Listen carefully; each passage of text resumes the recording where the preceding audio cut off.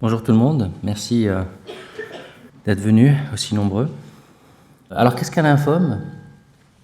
Un lymphome, parfois c'est difficile à expliquer parce que c'est assez, c'est pas palpable, c'est assez abstrait, c'est pas comme des cancers d'organes. Quand on dit un cancer du foie, on sait de quoi on parle, un cancer du sein, on sait de quoi on parle. Un lymphome, c'est assez abstrait souvent. C'est une prolifération tumorale, donc ça reste quelque chose de malin. Et cette prolifération tumorale est développée à partir de cellules que nous avons tous, qui sont des cellules normales, qui s'appellent des lymphocytes, mais ces lymphocytes vont acquérir des propriétés tumorales, vont devenir des cellules qui ne sont plus reconnues par le système immunitaire et qui vont être bloquées à un stade de leur développement pour se mettre à se multiplier, à proliférer et entraîner ainsi des tumeurs qui ont des caractéristiques de toute cellule tumorale, c'est-à-dire sont des cellules qui deviennent immortelles quelque part, qui vont mettre en place des mécanismes qui vont favoriser leur prolifération, leur multiplication et leur survie, et donc entraîner donc ce qu'on appelle un lymphome. Donc ce sont des cellules qui vont se multiplier. Très souvent, ce sont des cellules qui se multiplient dans les sites où ils sont habituellement hébergés, donc dans les ganglions. Mais on peut avoir des proliférations qui peuvent toucher n'importe quel organe, que ce soit des organes comme le foie, la rate. Parfois, on peut avoir aussi des atteintes osseuses, parfois on peut avoir des atteintes cutanées. Donc, c'est vrai qu'un lymphome, c'est parfois un petit peu tout et n'importe quoi. Et on a l'habitude de distinguer les lymphomes en fonction de la cellule d'origine, du lymphocyte d'origine, parce que vous ne savez peut-être pas que on a deux types de lymphocytes qui sont impliqués dans des mécanismes de défense immunitaire différents. Les lymphocytes B, qui sont davantage impliqués dans la production des anticorps et qui vont être responsables de prolifération qu'on appelle des lymphomes B, et des lymphocytes T qui, eux, jouent un rôle différent dans les défenses immunitaires et qui donnent des proliférations qu'on appelle des lymphomes T, dont on sait qu'ils sont d'abord moins fréquents que les lymphomes B, c'est à peu près 20-80%, mais surtout ils sont de plus mauvais pronostic. Donc c'est important déjà au départ de faire cette distinction entre ces deux variétés et ces deux entités de lymphome. Alors, quand on a un lymphome, ça dépend encore une fois du type de lymphome, on aura l'occasion d'en reparler, mais généralement, il faut traiter les patients, pas toujours, mais généralement. Et les différents types de traitements qu'on a au jour d'aujourd'hui à notre disposition sont soit de faire des rayons, de la radiothérapie, ça fait partie de l'arsenal thérapeutique des lymphomes. La chimiothérapie, c'est quasiment la pierre angulaire des traitements des lymphomes. Au jour d'aujourd'hui, la majorité des lymphomes nécessitent des traitements à base de chimiothérapie, qui peuvent d'ailleurs combiner ou pas la radiothérapie, on en reparlera. On a également depuis quelques années maintenant à notre disposition des traitements qui ont fait irruption dans la prise en charge des lymphomes, qui sont des anticorps. Alors pas le terme d'anticorps tel qu'on le conçoit lorsque on a une infection virale, des choses comme ça, et que l'organisme produit des anticorps. Là, ce sont des anticorps produits par le développement médical, et qui sont dirigés contre les cellules tumorales. On va en parler un petit peu plus longuement. Et puis, il y a d'autres traitements qui sont également utilisés dans la prise en charge des lymphomes, qui sont des traitements qu'on appelle de radioimmunothérapie, c'est-à-dire que l'on combine à la fois les effets des rayons et des anticorps, c'est-à-dire qu'on va amener, grâce à l'anticorps, directement au niveau de la cellule tumorale, de la cellule lymphomateuse, des doses de radiothérapie pour être plus actif et surtout pour limiter un petit peu la dispersion des rayons. On a également ce qu'on appelle des anticorps conjugués. Alors cette fois-ci, les anticorps ne sont plus conjugués à des particules qui émettent des rayons, mais plutôt à des drogues qui vont détruire la cellule par différents mécanismes. Et là aussi, le but, c'est d'amener directement ces drogues au niveau de la cellule, au contact de la cellule pour être plus actif, notamment. Et on a des inhibiteurs. Et alors, inhibiteurs de quoi? Inhibiteurs essentiellement des mécanismes qui font que la cellule tumorale, que la cellule lymphomateuse se multiplient, prolifèrent et prennent le pas sur les cellules normales. Donc, ce sont des inhibiteurs qu'on appelle des voies de signalisation, c'est-à-dire des inhibiteurs de toutes les fonctionnalités que mettent en place les cellules tumorales pour survivre. Et on a cherché à développer, on continue à développer des voies d'administration qui sont plus simples, que notamment la voie orale et la voie sous-cutanée. Alors ça, c'est un petit peu un catalogue de toutes les différentes approches thérapeutiques dans les lymphomes. On va les aborder plus ou moins rapidement. La chirurgie n'a quasiment pas de rôle dans le traitement du lymphome. Le seul intérêt de la chirurgie, c'est de pouvoir prélever un ganglion ou bien un site tumoral, parce que ce n'est pas toujours un ganglion, pour permettre d'ailleurs son analyse et permettre donc d'avoir un diagnostic. Il est fondamental, lorsqu'on prend en charge un lymphome, d'avoir un diagnostic précis de type, parce que vous avez vu, il y a des lymphomes B, des lymphomes T, mais au sein de chaque entité, il y a plusieurs sous-entités, plusieurs variétés, et il est important de pouvoir dire précisément le type de lymphome que c'est pour adapter le traitement, parce que tous les traitements ne sont pas identiques. Parfois, la chirurgie peut jouer un rôle thérapeutique. Ce sont des situations extrêmement peu fréquentes, mais qui existent. Lorsqu'on a par exemple un lymphome avec essentiellement une grosse rate, ce qu'on appelle les lymphomes spléniques, lorsqu'il n'y a pas d'autre syndrome tumoral, et qu'il y a une indication à enlever la rate, soit pour faire un diagnostic précis, ce qu'on appelle un diagnostic histologique, soit pour corriger certaines anomalies, notamment lorsque sont associés des problèmes de baisse des globules rouges, d'anémie, donc de baisse des plaquettes, etc. On peut être amené, donc des fois, à enlever la rate, qui va avoir à la fois un but diagnostique, donc un but connaître précisément le type de lymphome, mais également un but thérapeutique, puisque les patients à qui on va enlever la rate vont pouvoir être tranquilles pendant plusieurs mois, voire plusieurs années, sans avoir à nouveau à mettre en route un traitement.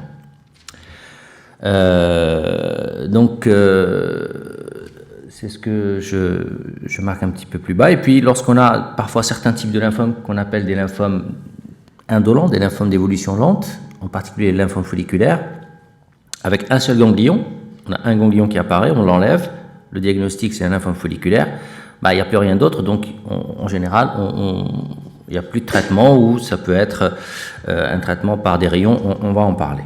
Donc, le rôle essentiel de la chirurgie dans la prise en charge des lymphomes, c'est surtout de permettre un diagnostic précis de type de lymphome. La chimiothérapie, je vous disais donc en préambule de cette intervention, c'est le traitement, le plat principal, si j'allais dire, dans la prise en charge des lymphomes. Chimiothérapie dont l'intensité va dépendre du type de lymphome, va dépendre de l'état général du patient, de l'âge du patient. Donc ça peut être des chimiothérapies intensives, très lourdes, qui nécessitent des hospitalisations souvent répétées, ou des chimiothérapies beaucoup plus légères, beaucoup moins toxiques, entre guillemets, et qui peuvent être réalisées dans le cadre de l'ambulatoire. Les effets secondaires vont en partie dépendre, bien sûr, de l'importance, de l'intensité de la chimiothérapie, et puis également des drogues et des produits qui sont utilisés dans ces chimiothérapies et qui sont donc délivrés. La chute des cheveux, ce qu'on appelle l'alopécie, est une complication assez fréquente des protocoles de chimiothérapie, mais pas tous les protocoles de chimiothérapie. Certaines drogues, certains produits n'entraînent pas de chute des cheveux. Donc la chute des cheveux n'est pas quelque chose d'inéluctable dans le traitement des lymphomes. Autre type de complications et d'effets secondaires, ce sont les effets secondaires digestifs. Ça peut donc être des nausées, des vomissements qui sont inhérents donc à la chimiothérapie. Ça peut être aussi des troubles du transit, soit un type de diarrhée, soit un type de constipation. Donc tout ça, il faudra bien sûr l'évaluer. Il faudra l'évaluer aussi en fonction du contexte du patient. Certains patients vont être plus sujets, plus à même de présenter ces troubles que d'autres. Et il faut donc s'adapter à ça. Des troubles neurologiques, notamment des problèmes ce qu'on appelle de dysesthésie, de fourmillement, voire même de douleurs qui sont liées à l'utilisation de certains produits dont on connaît la toxicité neurologique. Et donc, on est relativement prudent quand on les utilise et on essaie de dépister ces complications de manière assez précoce pour essayer d'intervenir et éviter que ça s'aggrave. Alors les troubles endocriniens qui peuvent se voir et également avec certaines chimiothérapies. Je ne parle pas du trouble de la croissance parce que ça se voit plus souvent chez les enfants, donc c'est plus nos collègues pédiatres qui sont concernés, mais ça peut être des troubles de l'humeur, ça peut être des troubles hormonaux que l'on peut voir aussi bien chez l'homme que chez la femme.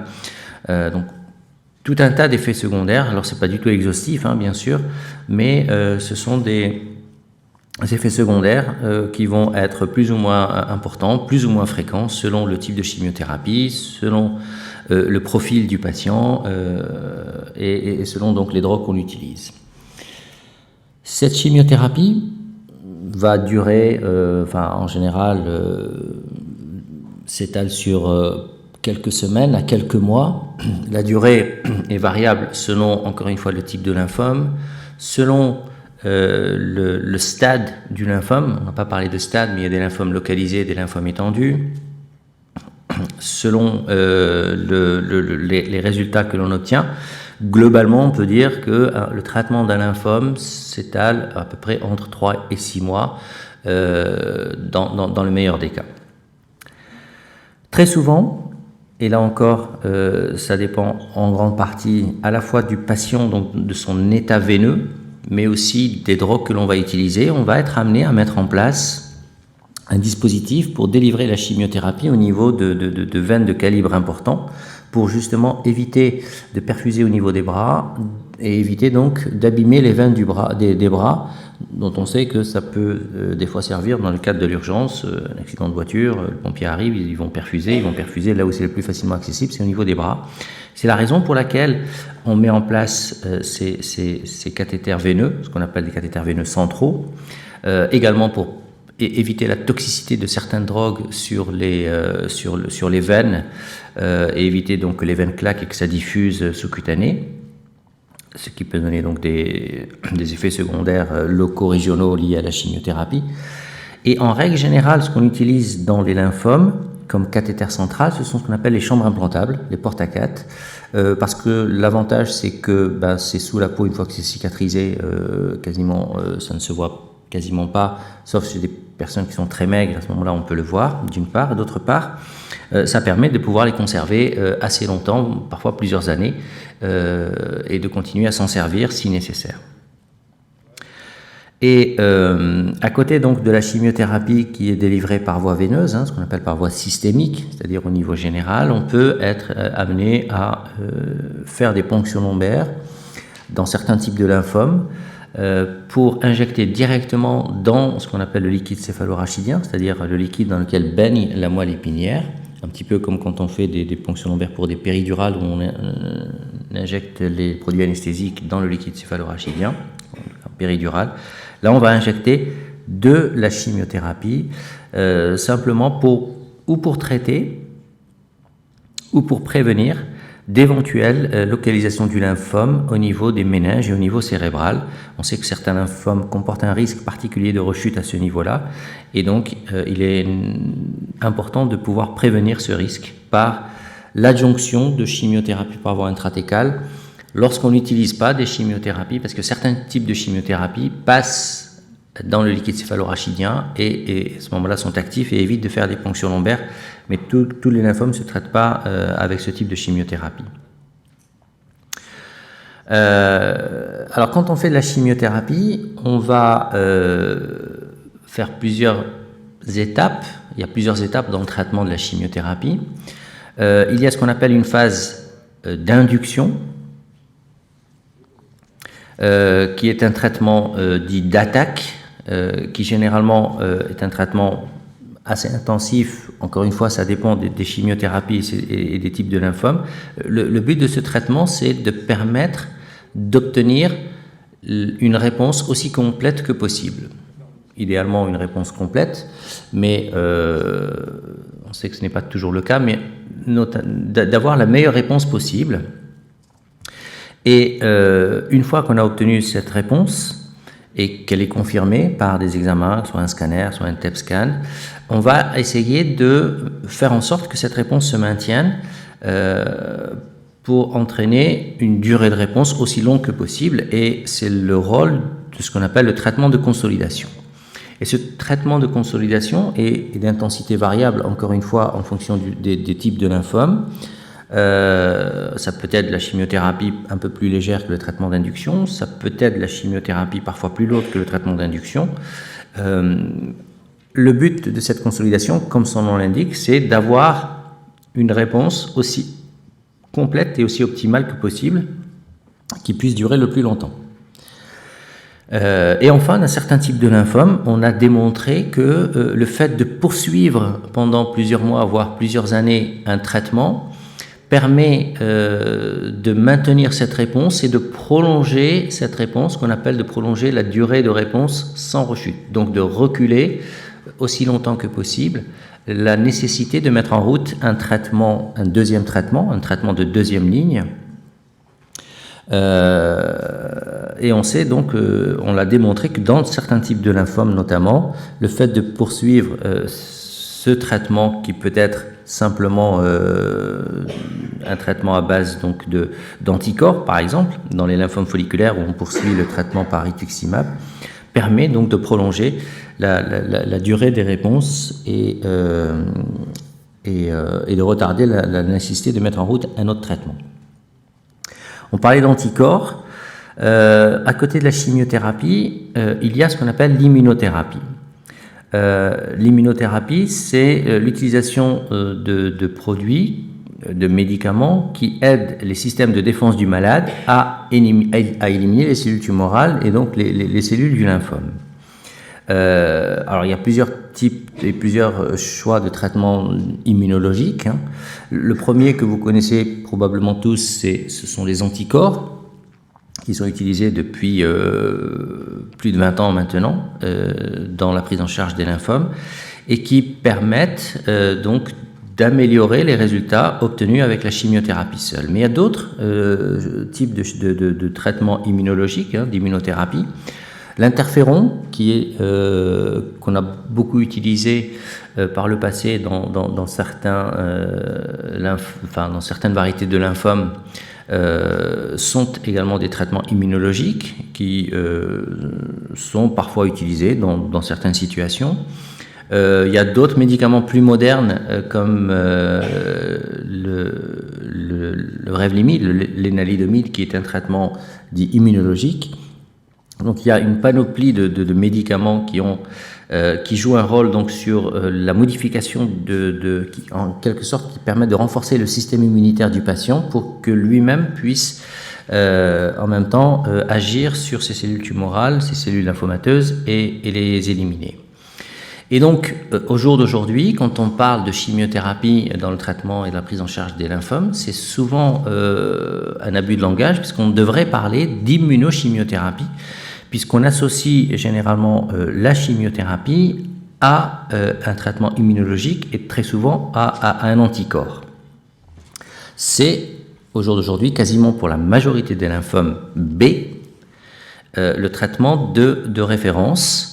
Et ces anticorps sont dirigés contre ce qu'on appelle une cible qui se trouve à la surface de ces cellules tumorales, souvent un antigène. Les cellules possèdent à leur surface un répertoire de protéines qu'on appelle des cibles et qu'on peut prendre comme des cibles tumorales sur lesquelles on va mettre en place un traitement qui va justement pouvoir se lier à ces protéines et entraîner toute une cascade d'événements dont le but est d'aboutir à la mort de la cellule tumorale. L'exemple le plus souvent utilisé, c'est l'anticorps. C'est un petit peu, souvent l'habitude de prendre ça comme exemple, une clé dans une serrure. Une serrure donnée ne peut recevoir qu'un type de clé donnée. Vous ne pouvez pas mettre n'importe quelle clé dans une serrure. Là, c'est un petit peu pareil. Cet anticorps va cibler donc une protéine qu'on appelle l'antigène sur la cellule tumorale, se fixer dessus et entraîné par soit une mort directe de cette cellule, soit ou en même temps une amplification du système immunitaire du patient qui va contribuer à l'élimination de ces cellules tumorales. Alors il y a des cibles, et les plus connues, les plus anciennement connues, ce sont les cibles situées sur les lymphocytes B, et donc dans les lymphomes B exprimés par les lymphomes B, d'où le développement d'anticorps, mais il y a aussi des cibles exprimées dans les lymphomes T, et là le développement des molécules ciblant ces antigènes est un petit peu plus récent que pour les lymphomes B, et qui peuvent, avec le même principe, contribuer donc à majorer l'effet des chimiothérapies et nous offre donc un choix supplémentaire dans le traitement de ces lymphomes. Et là, réellement, on parlait de thérapie ciblée, etc. On est déjà dans de la thérapie ciblée, puisque on va cibler de manière précise une protéine tumorale exprimée à la surface de ces cellules pour justement majorer et amplifier les effets de la chimiothérapie. Donc on a parlé un petit peu au début de radiothérapie comme arme thérapeutique dans les lymphomes. Il faut savoir que c'est pas vraiment le traitement le plus utilisé dans les lymphomes, mais ça existe. Et cette radiothérapie peut être utilisée seule, donc de manière exclusive, dans certains types de lymphomes, notamment ce qu'on appelle les lymphomes indolents. Les lymphomes folliculaires, on a parlé un petit peu des lymphomes folliculaires, qui sont une variété et un sous-type histologique de lymphomes qui sont généralement des lymphomes d'évolution lente, qui parfois peuvent s'exprimer par un seul ganglion, une seule adénopathie, ou deux ou trois, mais qui sont très proches l'une de l'autre. Donc la chirurgie permet d'enlever un ganglion pour l'analyser. Parfois c'est simplement une biopsie à l'aiguille. En général c'est plus rare. On essaie d'enlever un ganglion pour avoir le meilleur diagnostic possible. Et on peut donc être amené à proposer une radiothérapie après le geste chirurgical pour être le plus complet possible, on va dire, dans le traitement. Et ça s'arrête là. Parfois, on peut aussi faire de la chimiothérapie et derrière finir par des rayons. Alors, il faut savoir que quand on fait de la radiothérapie, on ne peut pas faire de la radiothérapie de manière disséminée sur l'ensemble du corps. On ne peut pas irradier tous les territoires. Et en général, ça s'adresse essentiellement à des lymphomes localisés pour lesquels la chimiothérapie a permis d'obtenir une très bonne réponse avec persistance d'un seul ganglion, dont on peut se demander s'il est toujours pathologique, toujours tumoral ou pas, et on va compléter la chimiothérapie par la radiothérapie. Au jour d'aujourd'hui, on a des moyens assez modernes de mieux apprécier le caractère bénin ou malin de ce ganglion quand il persiste, grâce notamment à l'imagerie et au TEP scan. Le TEP scan, peut-être on aura l'occasion d'en reparler plus tard. Et on peut ainsi définir si le ganglion qui reste, qu'on voit sur un scanner, est un ganglion pathologique ou pas, et on peut, avec ça, éventuellement donc décider du choix de faire de la radiothérapie ou pas. La radioimmunothérapie, donc on en a parlé un petit peu, c'est amener directement au niveau de la cellule tumorale des rayons. Donc au lieu de faire des rayons par voie externe, on va faire des rayons par voie interne. Donc c'est un peu comme un cheval de Troie. On amène directement au niveau de la cellule le rayonnement, et c'est un rayonnement qui va diffuser très peu, donc juste pour détruire les cellules tumorales. Donc il y a peu d'effets secondaires. Et puis les thérapies ciblées, donc, c'est donc des traitements qui permettent de cibler une ou plusieurs cibles à la surface des cellules tumorales pour essayer donc d'avoir des mécanismes d'action un petit peu différents que ceux de la chimiothérapie. Et puis pour finir ce catalogue, rapidement la greffe de moelle, il y a 2 types de greffes. L'autogreffe, qui se fait à partir des propres cellules dites hématopoïétiques du patient. C'est une forme de traitement de consolidation, ce n'est ni plus ni moins que de la chimiothérapie à forte dose. Et puis des greffes à partir d'un donneur, en général familial, mais pas toujours parce qu'on n'a pas toujours des donneurs, des frères ou des sœurs compatibles. C'est à ce moment-là, il faut rechercher un donneur sur le fichier. Et les indications d'allogreffe dans les lymphomes sont beaucoup plus rares et se font dans des situations très particulières. Le but, donc, c'est d'obtenir ce que je vous disais, une rémission complète, donc une disparition de tous les signes du lymphome, et ensuite mettre en place une surveillance. Mais il existe malheureusement des rechutes. Ça dépend un petit peu des types de lymphomes et ça dépend donc de l'âge des patients et des traitements. Mais on va dire que entre 10 et 50% des lymphomes vont rechuter à un moment ou à un autre. Voilà. Et donc, pour rapidement finir avec la thérapie ciblée, donc je vous disais, c'est un traitement qui vise à interférer avec un effecteur, donc une cible qui n'est pas choisie au hasard, elle est choisie parce qu'elle possède un rôle important dans la croissance et la survie des cellules tumorales. Et donc, en bloquant cette protéine, cette cible, on va bloquer ainsi le fonctionnement de toutes les protéines qui dépendent de cette cible et entraîner ainsi donc la mort de la cellule tumorale. Alors, quelle est la cible idéale? D'abord, il faut qu'elle soit spécifique du cancer en question. On ne va pas choisir une cible au hasard. Il faut qu'elle ait un rôle majeur dans le processus de lymphomagénèse, donc dans le processus cancéreux. Il faut qu'elle soit suffisamment stable pour qu'elle puisse se lier de manière prolongée avec le médicament qu'on amène, qui est dirigé contre elle, et suffisamment représentée sur les cellules tumorales, parce que si ce n'est pas le cas, la thérapie ciblée n'a plus d'intérêt. Et quelle est la molécule idéale qu'on va utiliser? Il faut qu'elle soit bien sûr spécifique de sa cible. Si on utilise une molécule qui ne se fixe pas, c'est comme si on essayait une clé qui n'ouvre pas une porte. Il faut qu'elle soit également suffisamment stable pour ne pas être dégradée et ne pas être détruite avant qu'elle se lie avec sa cible. Qu'elle ait le moins d'effets secondaires possible et qu'elle soit idéalement d'utilisation la plus simple possible. Donc la voie orale reste la voie la plus simple, mais la voie sous-cutanée est développée pour certains types de molécules. Ou si c'est par voie intraveineuse, il faut que ce soit sur une durée relativement courte. Bonjour, oui, j'ai juste deux diapositives ou 3 pour lancer la discussion, puisque ça se veut quand même très interactif, notre réunion aujourd'hui. On veut vous entendre. Donc, ce que vous a présenté Crimo, c'est le tableau classique ancien, et c'est aussi tout ce qui est un grand changement, un bouleversement de nos prises en charge avec ce qu'on appelle les traitements personnalisés. Tout ça, ça vient du fait qu'on a une meilleure compréhension de la maladie. Je pense que c'est une force qu'on a. Ça nous pose des problèmes techniques, mais ça, on sait gérer. On en parlera tout à l'heure avec Noël sur les questions de recherche. C'est la recherche qui fait que tous ces progrès techniques intègrent la prise en charge avec le maximum de sécurité possible. Ça amène une notion de médecine personnalisée sur laquelle je voudrais juste dire un mot. On en discute souvent entre médecins. Médecine personnalisée, ça pourrait laisser penser que pour chaque patient, il y a un traitement. C'est pas exactement ça, c'est pour ça qu'on a plus tendance parfois à parler de médecine stratifiée, c'est-à-dire qu'on progresse dans la connaissance de la maladie et dans une entité, on arrive à bien distinguer des groupes de patients qui vont avoir plutôt tel ou tel traitement qui sera plus efficace et on peut mieux le prédire.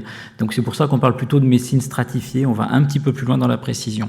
Ça a bien sûr beaucoup de points positifs. Bien sûr, avec une meilleure efficacité, une meilleure tolérance des traitements, souvent des traitements oraux, mais parfois la possibilité aussi de traitements prolongés, ce qui a des bons côtés, mais aussi un mauvais côté, c'est la persistance de ce traitement-là, même s'il a peu d'effets secondaires, peut être considéré parfois comme un petit peu lourd, comme on en a l'expérience dans les cancers du sein, par exemple, avec l'hormonothérapie, peu d'effets secondaires, mais quand il faut que ça dure 5 ans, parfois c'est un petit peu embêtant. Donc, au-delà de toutes les questions techniques, on se pose, nous aussi, beaucoup de questions, et c'est ce qu'on voudrait partager avec vous, et avoir votre avis sur un certain nombre de choses. Alors, on a mis 2 groupes de questions, des questions sur le temps du traitement et sur l'après-traitement. Sur le temps du traitement, comment vous voyez ces passages entre des traitements intraveineux courts qui étaient sur 1 ou 2 jours qu'on est habitué à faire dans la prise en charge des lymphomes, et des traitements oraux prolongés ou des traitements sous-cutanés? Quelle place pour les hospitalisations à domicile? La France n'est pas encore très très bien structurée sur ces choses-là, mais ça ne demande qu'à être développé, et on pourrait aller pour beaucoup de traitements vers des prises en charge beaucoup plus au domicile des patients. Cette notion de traitement prolongé, la place de l'infirmière, ça je crois que c'est une question essentielle. On a besoin, quand on est patient, d'avoir une disponibilité du corps médical, mais souvent les médecins ne l'ont pas parce qu'ils doivent se partager entre tous leurs patients. Et c'est vrai que les infirmières sont assez centrales dans tout ça, et peut-être qu'on a à travailler sur le rôle que doit jouer l'infirmière. Il y a des expériences qui ont été faites à Toulouse, mais pas qu'à Toulouse, sur ce genre de choses, et je pense que c'est très intéressant. Sur l'après-traitement, là aussi, on peut se poser la question de l'interlocuteur, qui doit être en première ligne pour allier à la fois le plus de compétences possible, mais en même temps le plus de disponibilité. Est-ce que l'infirmière doit jouer un rôle pivot à ce niveau-là aussi? Quelle place pour le médecin généraliste? Et puis ensuite, quels sont vos besoins, quelles sont vos attentes vis-à-vis de l'équipe soignante, plus directement, et vis-à-vis de France Lymphome Espoir, je pense et des associations en général, parce qu'effectivement, je pense que c'est de plus en plus un recours, une source d'information qui est essentielle, et donc vous pouvez avoir des demandes, et c'est l'occasion de les exprimer. Voilà le petit cadre que je vous propose sur les limites, où Guy nous modérera sur la durée. Faut rester dans le temps. Alors vous avez sûrement quelques questions à nous poser, on va peut-être venir s'asseoir, comme ça on aura chacun un petit micro.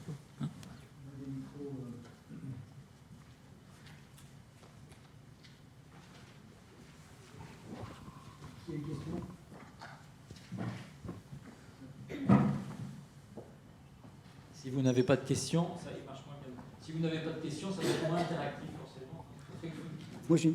Moi j'ai une question. Est-ce qu'on peut, avec ces thérapies ciblées, on s'aperçoit qu'on va travailler sur une amélioration de la qualité de vie du patient par la réduction du temps de traitement, d'une part, la facilité du traitement, mais est-ce qu'on peut imaginer d'avoir un aspect curatif de ces traitements ciblés? Bien sûr. Bon, il y a un, je ne sais pas si le micro marche, je suis franchement pas sûr. Si.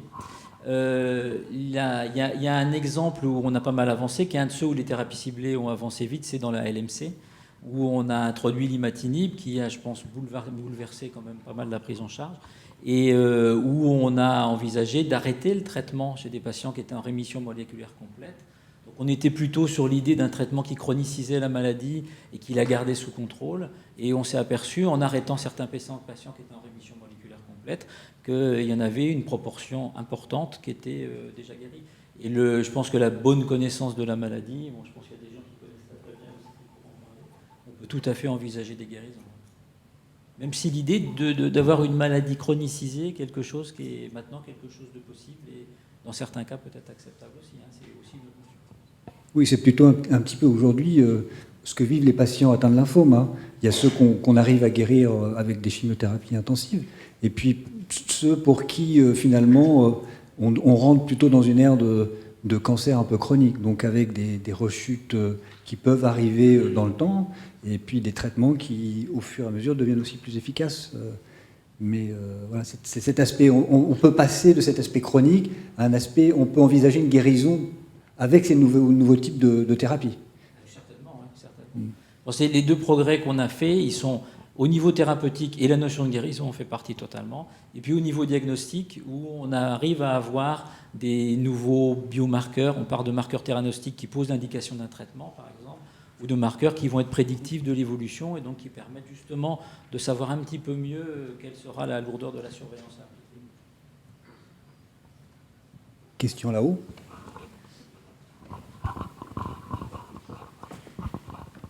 Oui, bonjour, je suis patiente. Puisqu'on parle de chronicisation de la maladie, du lymphome, pourquoi ne pourrait-on pas parler de chronicisation de l'immunothérapie? En clair, pourquoi, même avec une rémission ou en situation de rémission, pourquoi ne continue-t-on pas à faire une immunothérapie constante ou régulière, voilà, pour anticiper les rechutes, les récidives? Ça, c'est une question que tu peux répondre si tu veux. C'est une question qui est difficile parce que vous avez peut-être suivi qu'il y a beaucoup de progrès qui se passent autour de l'immunothérapie avec des nouveaux médicaments. Encore une fois, je pense qu'on en parlera sans doute dans la deuxième session. C'est un domaine qui bouge énormément avec des médicaments qui commencent à être autorisés sur la restauration d'une immunité plus correcte chez les patients. Les traitements d'entretien ont été démontrés sur le côté antitumoral. Il serait assez logique aussi sur le côté immunothérapie, mais quelque part, il faut quand même le démontrer avant. Donc on n'a pas encore atteint cette étape-là. C'est-à-dire, est-ce qu'on est... Déjà, on commence à montrer que ces traitements-là peuvent permettre d'améliorer la réponse antitumorale en restaurant l'activité de notre système de défense, qui est quand même le plus compétent quelque part pour faire le travail. L'allogreffe, je pense, l'a aussi montré à sa façon. Mais de là à les utiliser de façon prolongée, c'est encore quelque chose qui reste à démontrer. Ça a quand même une certaine lourdeur. Aucun des traitements qu'on donne n'est sans effet secondaire. Donc on est obligé de le démontrer d'abord. C'est pas un problème de coût. C'est pas un problème de coût. C'est pas quand on est du côté des médecins, c'est pas comme ça qu'on se pose la question. Nous, on va se poser la question d'abord de l'intérêt du patient. C'est des discussions qu'on a souvent entre nous aussi, mais je pense que du côté des médecins, alors c'est une opinion personnelle, hein, nous, la question du coût, on se doit à traitement égal, à efficacité égale, à tolérance égale de se la poser. C'est civique, on va dire. Mais au-delà de ça, nous, ce qu'on doit, c'est de soigner les patients. Si la société veut mettre des niveaux au-delà duquel on ne peut pas aller, c'est à elle de le dire, mais c'est une discussion qui est sociétale, ce n'est pas la discussion des médecins. Et nous, on se doit de traiter les patients, on ne se pose pas, je pense, de questions comme ça, même si on a une responsabilité et que, bien sûr, on y réfléchit, mais je ne pense pas qu'on se pose la question en son stade.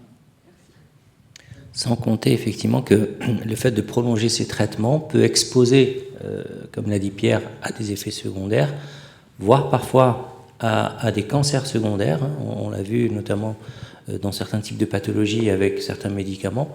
Et c'est vrai qu'au jour d'aujourd'hui, la question d'un traitement prolongé se pose. On n'a pas encore suffisamment de recul pour la majorité de ces thérapies dites ciblées ou d'immunothérapie. Mais voilà, il faut mettre en balance tout ça, à la fois l'efficacité, l'innocuité, la tolérance, et également le côté traitement chronique que certains malades parfois ont du mal à accepter. Et lorsque, pour prendre l'exemple de l'imatinib du Glivec dans la leucémie myéloïde chronique, qui a été un petit peu une révolution dans la prise en charge de la leucémie myéloïde chronique, il y a beaucoup de patients qui demandent quand est-ce qu'ils arrêtent parce qu'ils veulent arrêter. Oui, je voulais vous demander quelle est la place de l'éducation thérapeutique dans la prise en charge au long cours de ces patients. Vous parlez de l'infirmière dans la prise en charge, je pense qu'il y a aussi tous les acteurs de santé en libéral. Voilà, c'est ma question. Merci. L'éducation thérapeutique, c'est quelque chose certainement d'essentiel, pas de discussion là-dessus. On n'est pas tous encore, je dirais, équipés, ni correctement formés à bien le faire. Je pense que tous, en tant que médecins, c'est un souci constant qu'on a et on essaie de le faire, mais dans la limite du temps dont on dispose. Donc c'est là où il faut absolument le corriger. Il est évident que c'est l'ensemble des personnels soignants qui sont impliqués quand on parle de ça, et qu'on peut faire certainement de très gros progrès de prise en charge au quotidien en impliquant plus largement l'ensemble des personnels soignants, et on aimerait bien que nos tutelles parfois le comprennent. Donc ça, je crois qu'on a un travail à faire, qui est un travail à faire tous ensemble. J'inclus tous les patients dans cette affaire, pour essayer de convaincre nos tutelles que même financièrement, ils y gagneront s'ils nous aident à structurer une prise en charge un petit peu plus large, où chacun aura son rôle. On voit que, par exemple, une infirmière peut être plus proche du patient, peut avoir des mots parfois qui parlent mieux, même si on essaie de parler en termes clairs parfois. À force de parler médecine, on finit par plus savoir qu'on dit des gros mots incompréhensibles parce qu'on a l'habitude de les dire et que c'est notre vocabulaire. Les infirmières, tout en ayant le même vocabulaire technique, sont souvent malgré tout plus proches des patients et sont capables de communiquer des choses. On le voit au quotidien, où on a une discussion avec un patient, on a l'impression de prendre notre temps, d'être clair, de réussir à le faire sortir avec le sourire pour des situations qui sont parfois un petit peu compliquées. Et je revois les infirmières qui les revoient derrière et qui me disent « mais il n'avait rien compris, tu sais ». Et pourtant, en ayant l'impression d'avoir bien fait mon travail. Donc je crois que c'est important d'être plusieurs pour recroiser les informations et effectivement ça va au-delà de l'infirmière. Le lien avec les infirmières libérales est aussi essentiel, mais il n'est pas très structuré en France, je dirais, on a un travail à faire là. Oui, pour ma part, je voudrais savoir un patient qui a été traité pour un lymphome de haut grade en 99, qui va bien, qui a été suivi. Est-ce que actuellement on peut sans scrupule parler de guérison? C'est la question éternelle. Enfin, on considère au jour d'aujourd'hui un lymphome de haut grade, les risques de rechute sont majeurs et sont les plus importants les 2 premières années. Plus on s'éloigne, plus le risque de rechute diminue pour quasiment devenir nul. Après, on a tous en tête des cas de rechute tardive, ça reste exceptionnel, et même on peut se demander si c'est le même lymphome ou si c'est pas la faute à pas de chance et d'avoir un deuxième lymphome. Donc en 99, 15 ou 16 ans après, on peut raisonnablement penser qu'on peut raisonnablement aussi parler de guérison.